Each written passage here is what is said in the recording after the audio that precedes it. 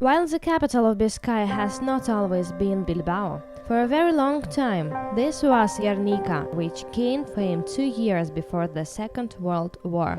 Most probably you have heard about famous painting made by Picasso called Guernica. Actually, Guernica is not only a painting, it's also a city. Guernica, it was the heart of the Basque country. In 1937, it was picked by the Nazi Condor Division to be destroyed almost completely. The attack was especially effective because it happened on a Monday, a market day, in which farmers from all around and people neighboring villages would come to Gernika for this weekly event. The original anti-war painting is not in Gernika, not even in the region. It is normally kept in the Museum Reina Sofia of Madrid. But there is more to Gernika than just a sad backstory. This is a monumental town in a narrow valley in the heart of Biscay. It still gathers the Assembly of Biscay, and this happens in the meeting house, by the best-known tree in the Basque country, which was used as shelter for the meetings before there was a building. And if there is really something sacred here in this place, that's no doubt a tree of Gernika.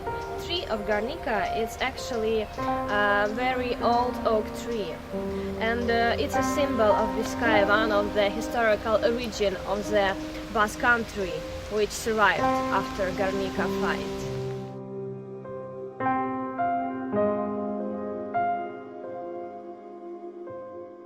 In this centric park, it is possible to see the old Gernika tree, the current one, and the offspring of the oak tree.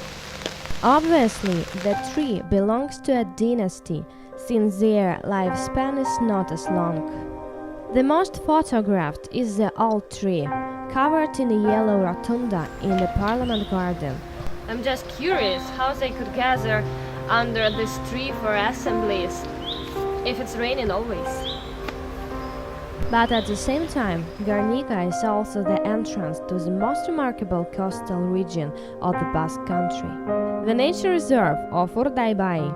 It then part of the river Oka, which form an estuary with changing sandbar formations and which are used by migratory birds as a stopover location. Is the largest wetland in the region, and it's part of the list of Ramsar Convention on Wetlands. It extends all the way from Gernika to the seaside by Mundaka, a popular surfing town. Arriving at the coast, Izaro Island blocked the mouth of the river. It was inhabited in the past by monks that had to escape because of pirate attacks. But what catches more attention are the immense cliffs that meet the violent waves of the Atlantic Ocean. Among all the capes, Gaztelugatxe Peninsula is perhaps the best known. It's a little church on the top of the isle, which dates back to the 10th century and has a spectacular access through a stairway of 237 stairs. Its very newish look is due to the fact that the last time it was reconstructed was on 1980, after its complete destruction on a fire 2 years before.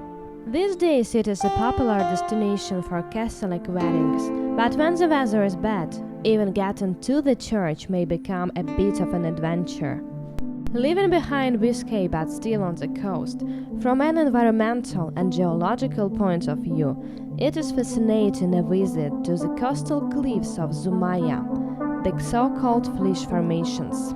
Layers of ancient rocks standing vertically that reveal the past sediment deposits of the area, including a layer that points out at the extinction of the dinosaurs, with the sediment reaching iridium, said to belong to a meteorite that could have hit the Earth millions of years ago, destroying a large part of the earthly life forms. Coastal movements allow for these rocks to be exposed and eroded, but the place can only be visited during the low tide, because otherwise it is covered in the sea waters.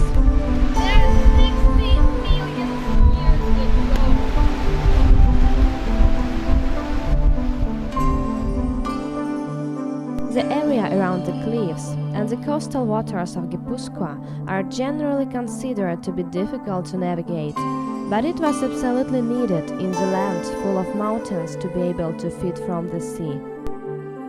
This was a land of whale hunters, sailors and fishermen, an ability that took Basques to the American coast and even beyond in the Age of Discoveries.